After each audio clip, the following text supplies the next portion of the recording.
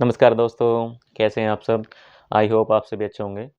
दोस्तों आज की वीडियो में हम बात करने वाले हैं, जब पति और पत्नी के बीच में किसी बात को लेकर डिस्प्यूट बढ़ जाता है, तो डिस्प्यूट बढ़ने के बाद दोस्तों कभी-कभी पत्नी अपने मायके आ जाती है और मायके आने के बाद दोस्तों पति अपनी पत्नी को लाने के लिए एक सेक्शन 9 का केस फाइल करता है। सेक्शन 9 में दोस्तों वह बस केवल इतना बोलते हैं कि मेरी पत्नी बिना किसी कारण से अपने मायके चली गई है और मैं उसको लाना चाहता हूँ। तो दोस्तों बस केवल ये केस फाइल करता है पति अपनी पत्नी को लाने के लिए। उसके बाद दोस्तों जब पत्नी के पास में यह समन जाता है, यानी सेक्शन 9 का समन पत्नी के पास गया, तो सेक्शन 9 का समन जब जाता है तो पत्नी देखती है कि मेरे पति ने मेरे खिलाफ में केस कर दिया है। दोस्तों वे अब ये बात नहीं समझते कि केवल पत्नी को लाने के लिए किया है। वो उसके मन में मेंटालिटी ये बन जाती है कि पति ने मेरे खिलाफ केस फाइल कर दिया है। तो दोस्तों फिर ऐसे में वो अपने पति को सबक सिखाने के लिए झूठा बहुत सारे केस फाइल कर देती है। चाहे वह मेंटेनेंस केस हो या फिर घरेलू हिंसा यानी डोमेस्टिक वायलेंस का केस हो या फिर अन्य केस फाइल कर देती है। तो ऐसे में दोस्तों आज हम बात करने वाले हैं कि पति कैसे बच सकता है, यानी मेंटेनेंस देने से कैसे बच सकता है दोस्तों। तो इसका उपाय भी हमारे दोस्तों जो हमारा नया बीएनएस आया है इसमें ही बताया गया है। क्योंकि लड़की जो केस फाइल करती है 144 बीएनएस में केस फाइल कर देती है।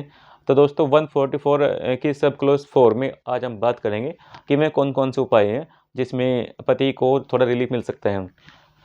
तो चलिए शुरू करते हैं। देखो दोस्तों, सबसे पहले तो आपको जो बातें प्रूव करनी है, उनके बारे में आज हम बात करने वाले हैं। सबसे पहले दोस्तों आपको ये वाली बात प्रूव करनी है कि मेरी पत्नी बिना किसी कारण से अपने मायके में रह रही है।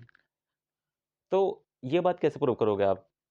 सबसे पहले तो आप सेक्शन 9 का सहारा लोगे उसमें आप कि मैंने पत्नी को लाने के लिए सेक्शन 9 का केस फाइल कर रखा है और वह बिना किसी कारण से मुझसे अलग रह रही है। यानी उसकी पत्नी बिना किसी कारण से अपने पति से अलग रहती है और उसने अपने पत्नी को लाने के लिए सेक्शन 9 का केस फाइल कर रखा है कि ताकि मेरी पत्नी ससम्मान मेरे पास आकर रहे। लेकिन दोस्तों उसके बाद भी पत्नी नहीं आती है।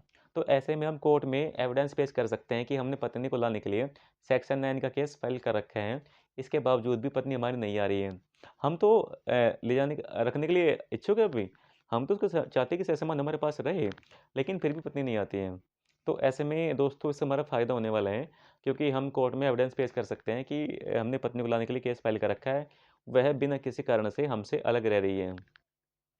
दूसरी बात दोस्तों, यदि आपकी पत्नी एडल्टरी में रहती है, यानी अपने आपकी पत्नी के अवैध संबंध शादी के बाद अवैध संबंध किसी और से हैं, तो दोस्तों अगर आपके पास में कोई ऐसा एविडेंस अपनी पत्नी के खिलाफ में है, तो दोस्तों वो भी आपके पास में रामबाण उपाय होने वाले हैं। क्योंकि मेंटेनेंस न देने के लिए सबसे अच्छा उपाय तो बस यही है, अगर आपके पास में कोई ऐसा एविडेंस है, जिससे आप पत्नी की एडल्टरी प्रूव कर सकें, तो भी ये एक रामबाण उपाय है, जिसे आप पेश कर सकते हैं कि आपकी पत्नी एडल्टरी में रह रही है। उसके लिए आपको करना क्या पड़ेगा? अगर आपके पास में कोई ऐसा एविडेंस है, कोई फ़ोटोग्राफ है या कोई ऑडियो वीडियो है, कोई इलेक्ट्रॉनिक एविडेंस ऐसे हैं, जिससे कि आप प्रूव कर सकते हैं कि आपकी पत्नी के अवैध संबंध किसी और से हैं, तब भी ये आपके लिए बेस्ट होने वाला है। सेकंड थिंग जो आप कोर्ट में कह सकते हैं कि आप और आपकी पत्नी दोनों म्यूचुअल कंसेंट से अलग रह रहे हैं। कि दोनों के बीच में ऐसा समझौतानामा लिखा गया था जिससे प्रूव हो सकते हैं कि आप दोनों अलग रह रहे हैं, तो ऐसी स्थिति में फिर भी पत्नी भरण पोषण पाने की अधिकारी नहीं है। कुछ बातें दोस्तों ऐसी भी होती है जो प्रूव कर सकते हैं, जैसे कि यदि आपकी पत्नी पढ़ी लिखी है और वो कहीं जॉब कर रही है, यानी अपना भरण पोषण उठाने में समर्थ है, तो भी आप प्रूव कर सकते हैं कि दोस्तों आपकी पत्नी एक पढ़ी लिखी महिला है, वो जॉब कर रही है, उसकी मेरे से ज़्यादा इनकम है, तो भी आप की पत्नी भरण पोषण पाने की अधिकारी नहीं है। आप कभी-कभी ये बात प्रूव कर सकते हैं कि जो भी आपके पास में सोर्स ऑफ इनकम है दोस्तों, यानी पति के सोर्स ऑफ इनकम प्रूव कर सकते हैं कि मेरे पास कोई भी आय का साधन नहीं है। मैं तो मुश्किल से ही अपना गुज़र बसर कर पा रहा हूँ और मेरे पास भी मतलब मेरे बूढ़े माँ-बाप का खर्च है जो मेरे पे डिपेंड है, मुझे उसका भी खर्च देना पड़ता है। तो तब भी कोर्ट दोस्तों कहीं न कहीं इस बात को कंसिडर करेगा कि आपके पास आय का साधन कोई नहीं है, ऊपर से आपके पास ज़िम्मेदारियाँ बहुत हैं। ऐसे में आप पत्नी को भरण-पोषण कहाँ से देंगे दोस्तों?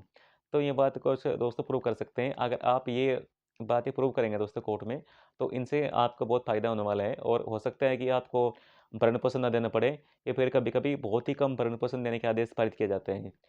तो जब भी आप केस लड़ते हैं तो बहुत छोटी-छोटी बारीकी पर भी ध्यान देना पड़ता है। ऐसा नहीं है कि आप मोटी-मोटी बात प्रूव कर दोगे कोर्ट में, एक-एक पॉइंट को लेकर दोस्तों केस लड़ना पड़ता है। तो दोस्तों आज की वीडियो में बस इतना ही। अगर आपको मेरी ये वीडियो अच्छी लगी तो कृपया मेरे चैनल को सब्सक्राइब कीजिए, वीडियो को लाइक कीजिए। धन्यवाद दोस्तों।